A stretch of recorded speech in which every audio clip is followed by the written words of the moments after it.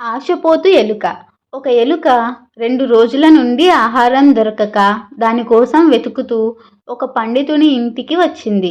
ఇల్లంతా తిరిగి ఒక బుట్టలో మొక్కజొన్న గింజలు ఉండటం గమనించింది. ఎంతో ఆకలిగా ఉన్న ఆ ఎలుక వాటిని చూడగానే దానికి నోట్లో నీరూరింది. వెంటనే బుట్టపైకి ఎక్కింది. కానీ ఆ ఇంటివారు దానిని పైన గట్టిగా ఒక మూత పెట్టారు. నిరాశగా కిందకు దిగి ఆ బుట్ట చుట్టూ తిరిగింది. ఈలోగా దానికో ఆలోచన వచ్చింది. వెంటనే చకచక అది పట్టేంత రంధ్రాన్ని బుట్టకు చేసింది.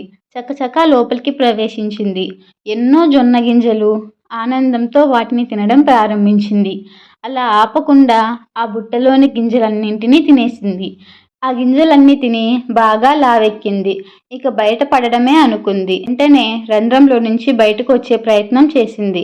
ఆ కన్నంలో దాని తల పడుతుందే తప్ప పొట్ట పట్టడం లేదు.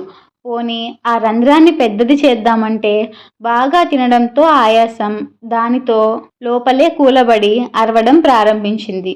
ఈలోగా అటువైపు వెళ్తున్న ఒక పందికొక్కు దాని అరుపులు విని ఆ వైపు వచ్చింది.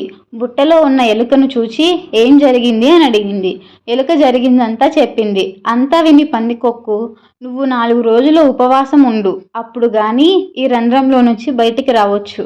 అయినా తేరగా దొరికింది కదా అని మితిమీరి తింటే ఇలాగే జరుగుతుంది అని చెప్పి ఎంచక్కా వెళ్ళిపోయింది.